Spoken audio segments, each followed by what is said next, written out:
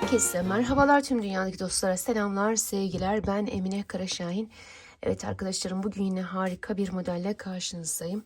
Evet, bu modeli Derya Baykal'ın programında bir arkadaşımız yapmıştı. Orada görmüştüm. Çok güzel oldu gerçekten de. O da böyle siyah üstüne rengarenk bir hırka yapmış. Çok da yakışmış. Efsane olmuş arkadaşlarım.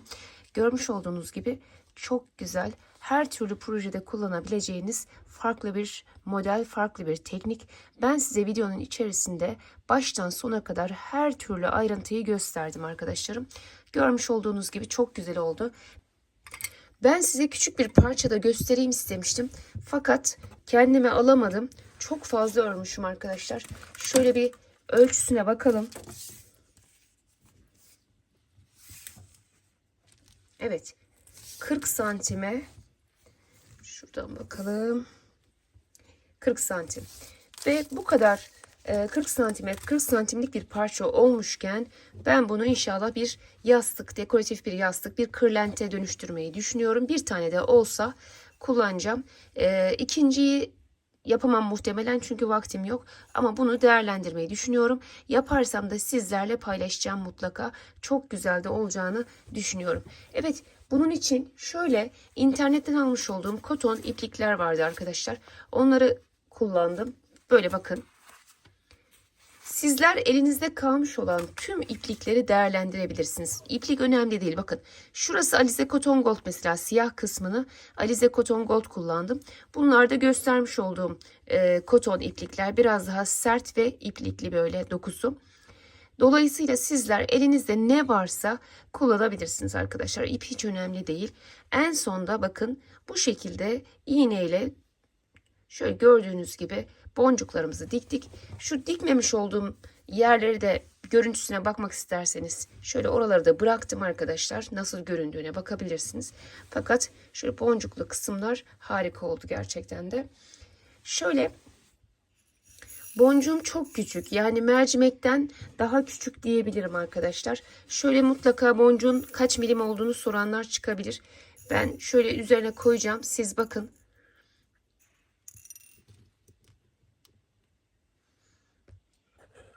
Evet, şöyle arkadaşlar yaklaştırayım. Sizler kendiniz boncuğun kaç milim olduğunu ekrandan bakın. Bu mutlaka sorulacaktır. Şöyle koydum bakın üzerine. Çok küçük bir boncuk. Mercimekten daha küçük bir boncuk diyebilirim size. Ben yine daha önceden almışım. Elimde olan bir boncuğu değerlendirdim. Çok da yakıştı siyaha. Gerçekten de harika oldu arkadaşlar. Eğer beğendiyseniz beğen butonuna basmayı, yorum yapmayı, paylaşmayı da unutmayın lütfen. Hazırsanız başlayalım. Elinizde kalmış olan iplikleri değerlendirebileceğiniz çok güzel bir proje, gerçekten de rengarenk. Ne kadar ipiniz varsa böyle yapıp hazırlayabilirsiniz başlangıçta. Evet, şimdi şu küçük motifimizi anlatmaya geçelim. İplik olarak şöyle Alize Cotton Gold, bunlar farklı koton iplikler, elimde kalan iplikler. 3 milimlik bir tığ, şöyle 3 milimlik bir tığ. Şu birinciyi çok sıkmayın. Oraya da gireceğiz. Şurayı sıkarız ya normalde. Bunu bir sayıyoruz. 2, 3, 4, 5, 6 ve 7. Şimdi arkadaşlarım bakın. Hemen yanından geliyorum. Tek tek tunus işi çıkarıyoruz.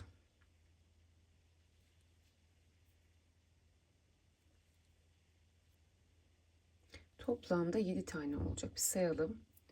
Bak şuradan da alalım, ondan sonra. Şöyle yaptıktan sonra burayı sıkıştıralım arkadaşlarım. Şöyle. Evet.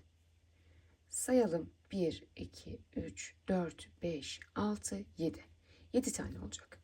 Şimdi 2, 2, 2. Bu şekilde ikişer ikişer tekrar çıkıyoruz. Evet. Geliyorum. Şuralardan alıyorum bakın. Şöyle 2, 3, 4. Bakın şu kanadı alıyorum sadece. 5, 6, 7.'ye şöyle 2 tane alırsanız daha düzgün olur. Şu şekilde. 7. Şimdi tekrar sağlama yapalım. 2, 4, 6, 7. Hep 7 iplik olması lazım. Tekrar 2, 2, 2, 2.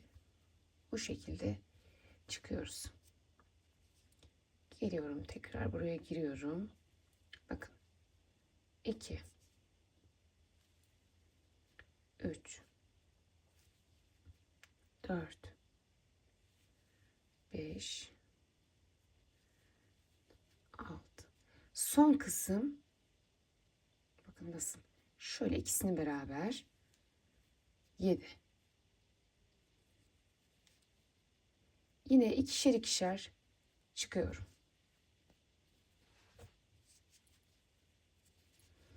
Bunu aynı şekilde istediğiniz kadar artırabilirsiniz arkadaşlarım. Ben şöyle 5 sıra yaptım.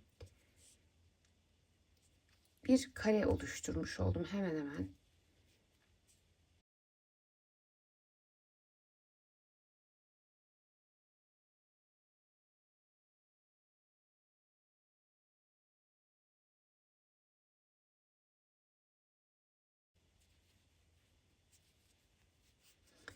Evet arkadaşlarım, bakın 1, 2, 3, 4, 5. Ben bu kadar uzunlukta yaptım. Daha dikdörtgen, uzun istiyorsanız, büyük istiyorsanız 7 ilmek değil, mesela 10 ilmek başlarsınız. 10 ilmekte de yukarı doğru çıkarsınız 10. Daha büyük bir parça, bunun 2 katı bir parça elde edebilirsiniz. Şimdi bunu bu kadar yaptık. Bunun bir ölçüsünü vermek istiyorum size. Bakın 3 santim. Uzun kısmı da 3,5 santim gibi falan. Şimdi hafiften bir dikdörtgen diyebiliriz. Kare, dikdörtgene yakın. Şimdi bu sırada tüm çevresini sık iğne yapacağız. Burayı bu şekilde alacağız.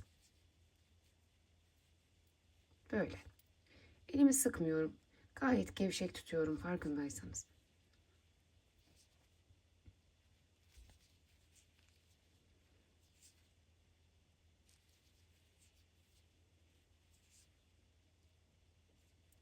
Şöyle köşeye de bir, aynı yere bir daha giriyorum. Dönerken 2. Şuraya da hemen, bakın şu ilk sıraya hemen giriyorum. 1. Şu ipi de şöyle arkadaşlarım yürütün. Altta kaybolsun. Sakın ipleri kısacık kısacık kesmeyin. Örgünün arasında kalsın. Evet, böyle her birine bir tane giriyorum, bakın.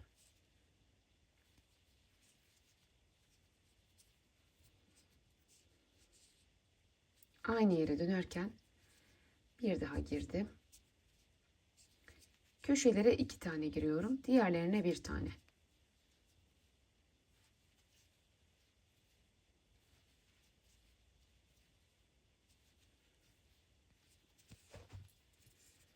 Evet, şimdi köşeye tekrar bir tane daha giriyorum. Aynı yere. Tek tek yine hiç kesmeden beraber yaptık arkadaşlar. Tüm çevresini bu şekilde sık iğne ile dolanıyoruz. Evet, şuradan başlamıştık hatırlarsanız. Getiriyorum. Bakın, bir kaydırma yapıyorum. Bir zincir çekiyorum. Ve burada ipimi kesiyorum. Evet, motiflerimiz böyle. Tamamını bu şekilde hazırlarsınız kalmış iplerinizden. Daha sonra birleştirme yaparsınız. Şimdi birleştirme kısmına geçelim. Şimdi arkadaşlarım, herhangi birisine aldım. Şöyle ipimizi bağlayalım. Şöyle üstüne alalım. Motifimizi alalım ve tam köşesinden başlayalım. Şöyle köşeden giriyorum. Bir ikili trabzan yaptım. Tekrar araya 2 zincir çekiyorum. Üstüne alıyorum. Aynı yere tekrar bir ikili trabzan. Tam köşeyi yaparak başladım bakın.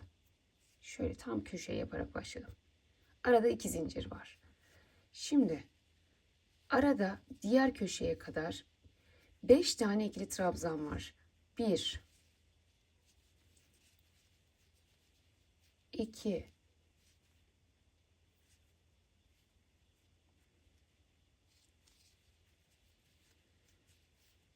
3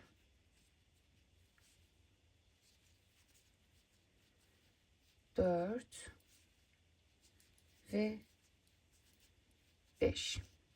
Şimdi bu 5 taneden sonra 1 2 3 4 5 tekrar köşeye yapacağız. Şimdi üstüne alıyorum. Tam köşeye geliyorum. Bir ikili trabzan yapıyorum. 2 zincir çekiyorum ve tekrar aynı yere bir ikili trabzan daha yapıyorum. Bakın yine bir V oluşturdum. Şuradaki bakın köşeleri tuttuktan sonra şöyle arada 5 tane ikili trabzan var. Dikkat ederseniz köşelerin dışında. Evet.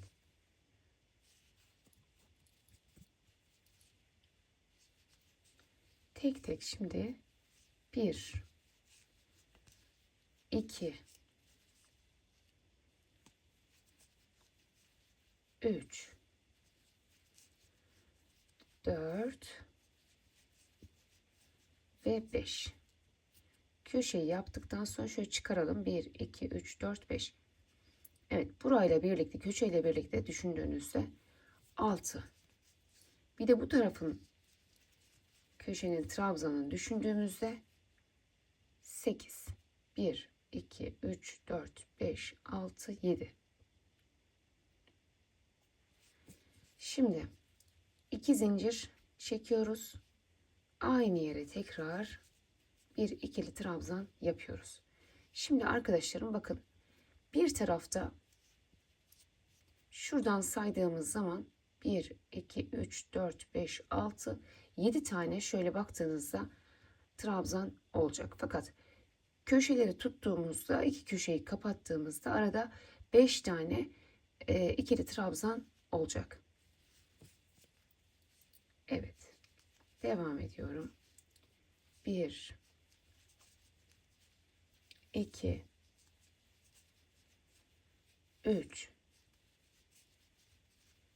4 ve 5. Yine 5 tane araya yaptım. Şimdi köşenin birinci ikili trabzanını yaptım.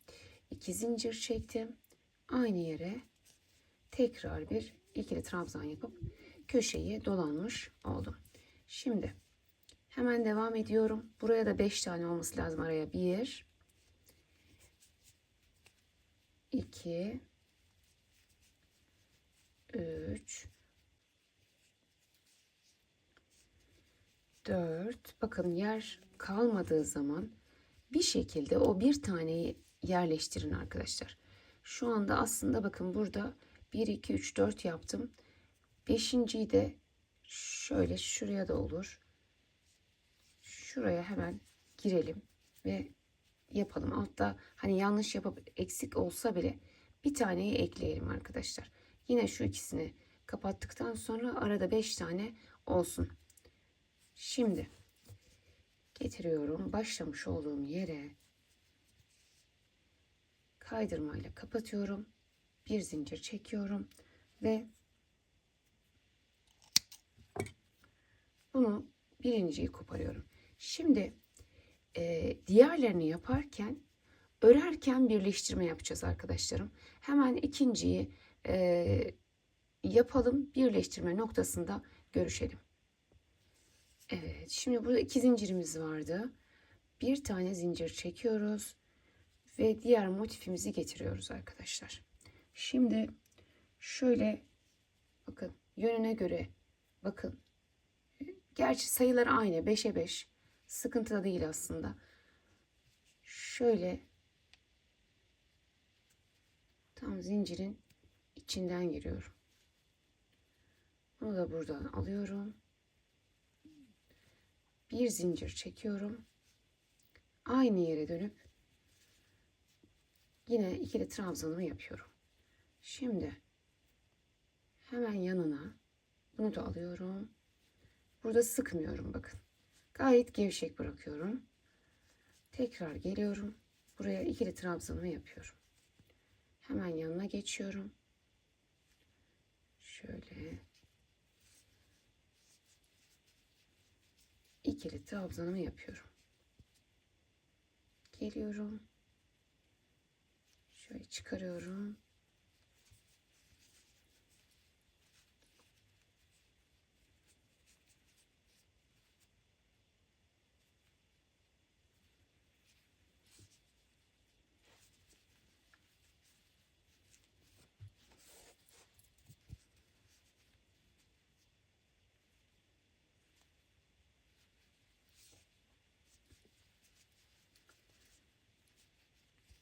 Her birine bakın bu şekilde şöyle bir görüntü oluyor. Şimdi kaç tane oldu? 1, 2, 3, 4, 5. Tamam. Köşeyi yapmamız lazım. Bir ikili trabzan. Bir zincir çekiyorum. Ve diğer köşenin tam ortasına giriyorum arkadaşlar. Tekrar bir zincir. Hiç buraları sıkmıyorum. Bakın gayet rahat örüyorum. Ve bir ikili trabzanla diğer köşeyi yapıyorum. Evet. Bakın bu şekilde birleştirdim. Şimdi tek tek yine aradaki 5 tane ikili trabzanımı örüyorum. 2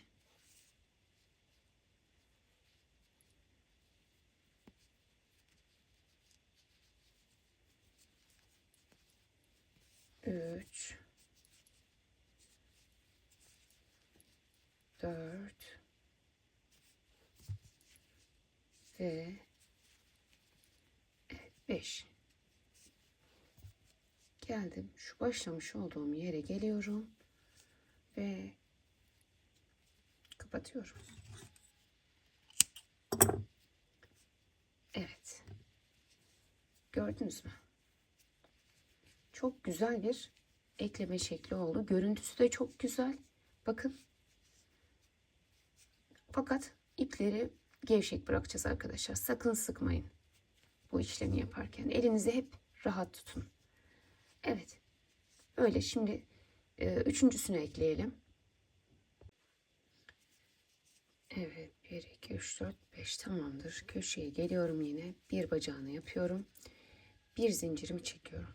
Şimdi bunu arkadaşlar, ben şimdi üçüncüyü göstereceğim ama siz bunu mesela ne proje yapacaksanız az önce gösterdiğim gibi uzun uzun, yani devamına ekleyip uzatacaksınız.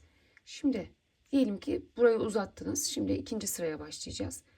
Şuradan yine hemen şöyle ekleme yapıyoruz. Bir zincirimizi çekiyoruz. Aynı yere tekrar köşeyi oluşturuyorum. Bak şunu çekin. Hemen yanına geliyorsunuz. Şöyle çıkarıyorsunuz. Tekrar yanına geçiyorum.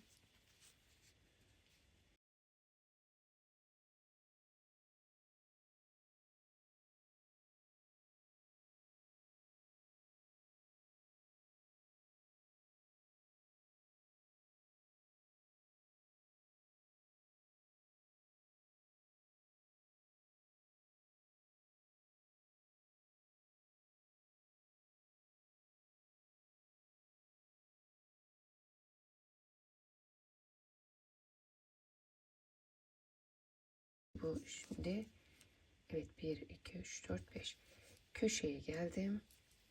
Bakın birinci trabzanını yaptım.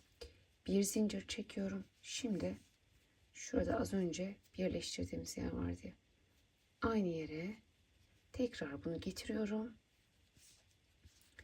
Bir zincir çekip dönüyorum. Aynı yere köşeyi oluşturuyorum. Bakın bu şekilde. Sonra devam edip motifimi bitiriyorum arkadaşlar.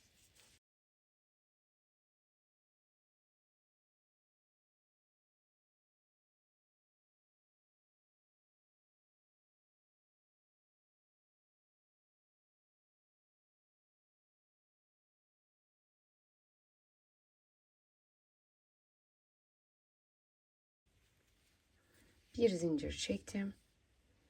Köşeye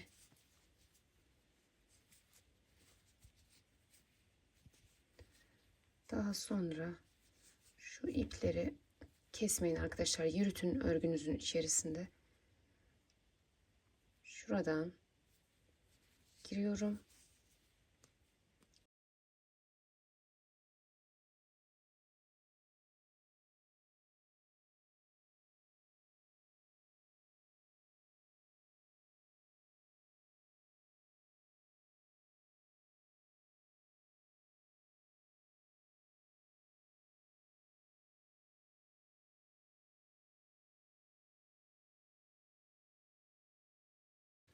Köşeden sonra 1, 2, 3, 4, 5.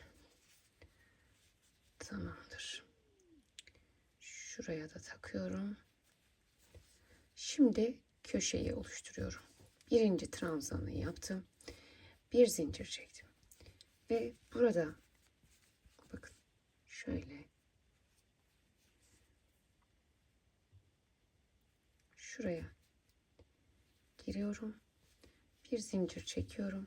Tekrar buraya köşeyi oluşturuyorum. Şimdi bakın buradan devam etmemiz lazım. Bu taraftan. Bunu böyle yapıyorum. Yine aradaki trabzanlara yapmaya devam ediyorum. Diğer motife birleştirerek ilerliyorum. Evet, bu modelimizin birleştirmeleri bu şekilde olacak arkadaşlarım. Ben tüm şekillerini gösterdim size birleştirmenin şu anda. Şimdi ben bunların hepsini bir birleştirmek istiyorum. Daha sonra süsleme kısmında görüşelim arkadaşlar. Bunların hepsini ben bir birleştirip geleyim. Büyüklüğü ne kadar olacak şu an onu da bilmiyorum. Fakat çok güzel bir çalışma. Arkadaşımızın ellerine sağlık.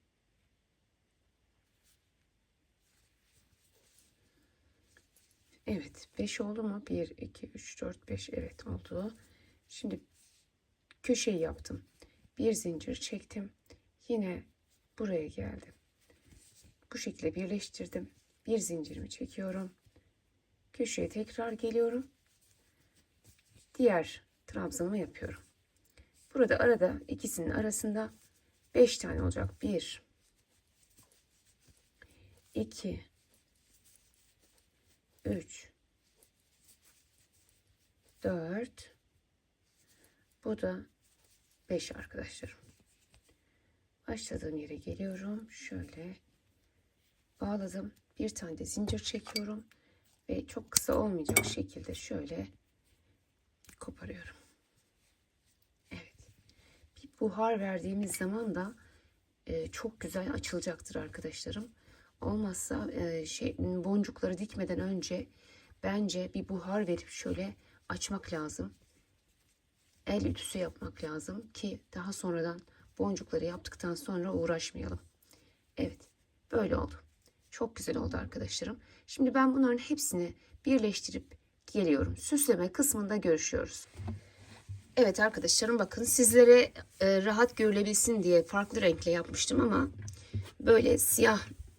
Evet arkadaşlarım, ben bundan bir kırlent yapmaya karar verdim. Bayağı büyük bir parça oldu çünkü. Şöyle bakın. Şuradan başlayalım. Bitişe kadar 39-40 kenar kısmına da bir sık iğne, ters sık iğne geçeceğim. 40 santim. Evet, hemen hemen 40'a 40 olacak arkadaşlarım bu. 40 santime 40 santimlik bir yastık olacak.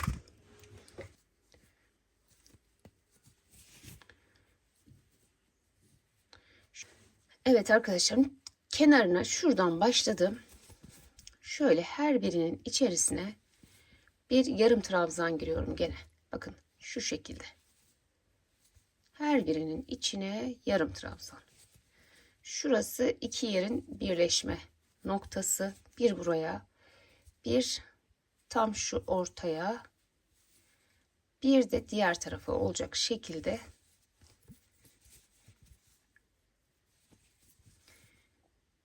şöyle şuraya yapalım. Her birinin içine giriyorum ve bir yarım trabzanla kenar kısmına döne döne bitiriyorum.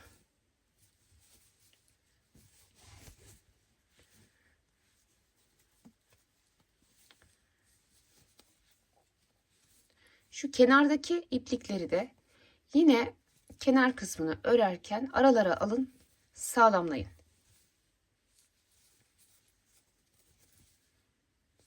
Böyle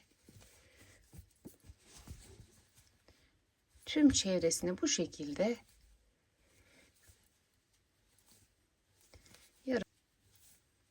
böyle devam ediyoruz. Bu şekilde tüm çevresini dönelim. Evet, tam köşeye geldim bakın. Şöyle köşeye bir, iki tane yaptım. Araya bir zincir çekip aynı yere bir, iki tane daha yapıp köşeyi oluşturdum ve dönmüş oldum arkadaşlar. Sonra tek tek yine bunların içlerine girerek yarım trabzanımı yapıyorum. Evet, isterseniz sık iğne de yapabilirsiniz. İkili trabzan da yapabilirsiniz. Veyahut da farklı süslemeler de yapılabilir. Şimdi ben bir yarım trabzanın üzerine tekrar bir sıra daha geçiyorum ve ondan sonra bitiriyoruz. Sonra boncukların dikimini paylaşacağım sizlerle. Evet arkadaşlarım, tüm çevresini yarım trabzanla geçtim. Şöyle köşeyi şöyle bir tane daha yapacağım. Şöyle. Şimdi oldu. Bakın tüm çevresini iki tane yaptım. Köşeye bir zincir, iki tane daha yaptım. Öyle döndüm. Şimdi bir zincir çekiyorum. Bakın. İsterseniz ters sık iğne yapabilirsiniz. Her birine girerek tek tek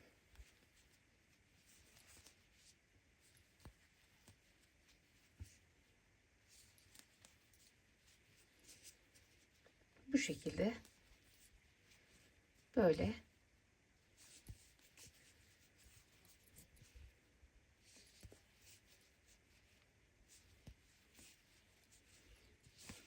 evet, isterseniz bu şekilde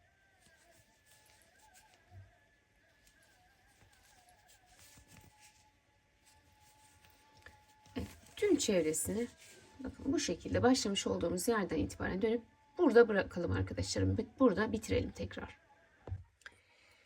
Evet arkadaşlarım, çevresini bakın ters sık iğne yaparak bitirdik. Daha sonra boncuklarının bir kısmını ben kamera arkasına diktim. Şimdi sizlere nasıl yapıldığını göstereceğim. Şimdi burada her rengin ipi olması gerekiyor arkadaşlar. Bakın her rengi kendi ipiyle diktim. Şöyle örmüş olduğum ipliği dikecek kadar ayırdım ve ikiye bakın şöyle ikiye ayırıp inceltip şu ipliklerle şu ikiye ayırdım, şöyle dikişimi onunla yaptım bakın.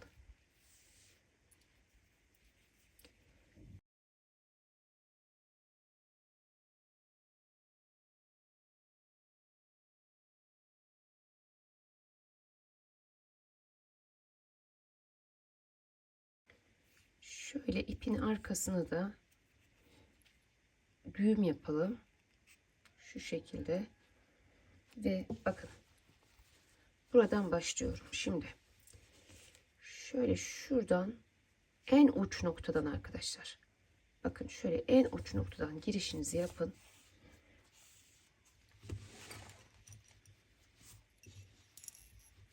Buradan 7 tane boncuk alıyorum.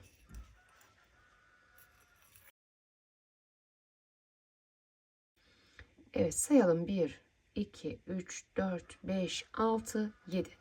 Toplam 7 tane boncuk. Bakın. Şöyle yine en uç noktaya kadar götürüyorum bunu.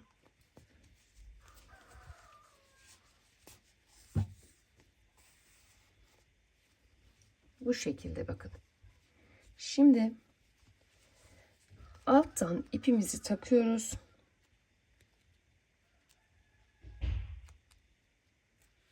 Şöyle her birini tek tek aralarından geçerek sabitliyoruz arkadaşlar.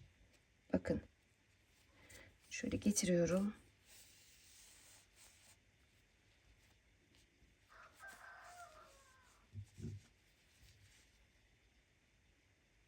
Gördünüz mü? Birinciyi sabitledim.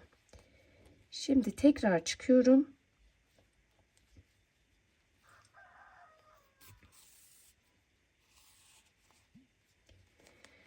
Şöyle buraya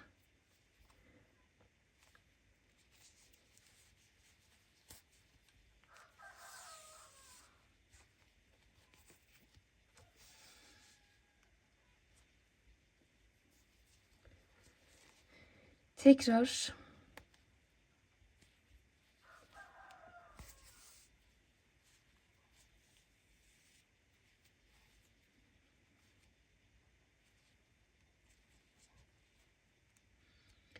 şöyle çok ayrık olmasın. Elimizle düzeltelim arkadaşlar. Bakın şurada şu ikisi biraz ayrık oldu. O dengeyi sağlamamız lazım. Yoksa bir tarafa toplanır. Şu an bakın şuraya toplandı. Elimizle böyle dikişi yaparken o ayarlamaları yapmamız lazım.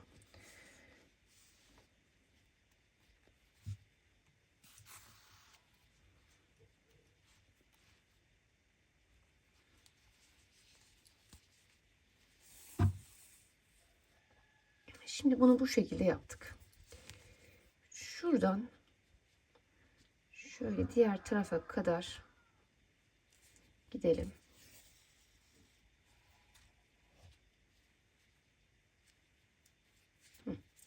Bu başa kadar gidelim arkadaşlar. Buradan tekrar çıkıyoruz. Tekrar 7 tane boncuk alıyorum.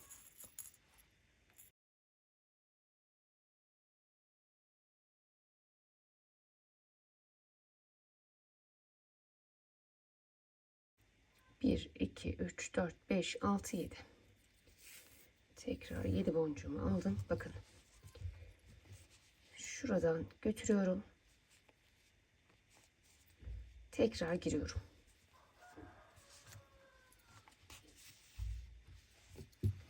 Bu sefer bakın buradan buraya doğru tekrar teker teker bağlayacağız arkadaşlar. Bakın şöyle. Aynı şekilde giriyoruz. Bunları tek tek buraya sabitliyoruz.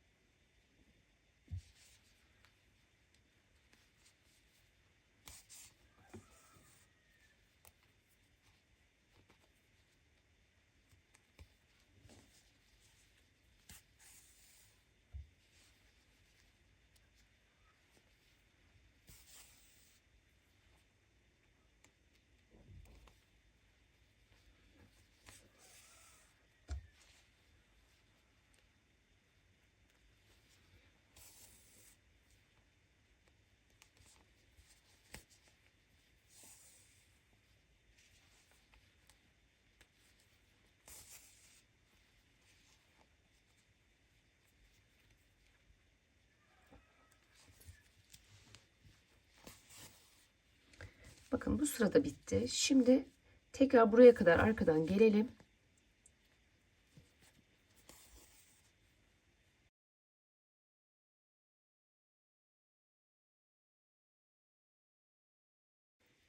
Bir, iki, üç, dört, beş, altı, yedi. Tekrar 7 boncuğumu aldım. Şimdi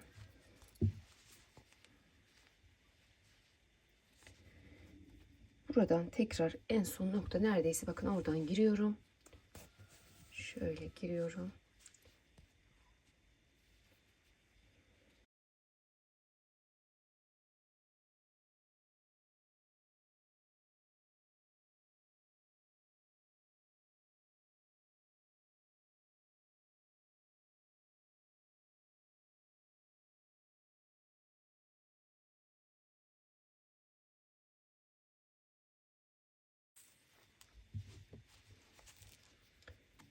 Şimdi şuraya giriyoruz.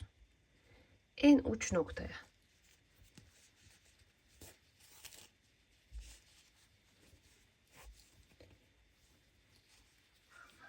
Şimdi yine tek tek bunları bağlayacağım. Bunları sabitlemiş oluyoruz arkadaşlarım, böyle teker teker.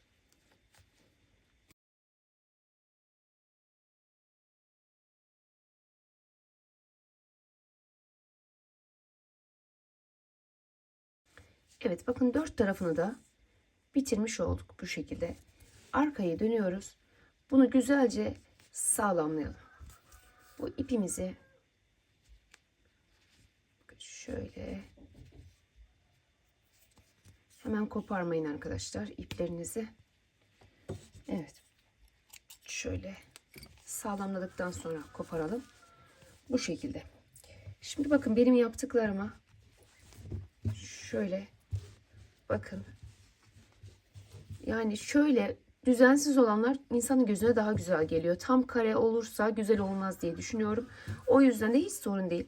Bakın nasıl dikerseniz dikin, gördünüz mü? Hani şekiller önemli değil. Bir bütün olarak bence çok güzel duruyor.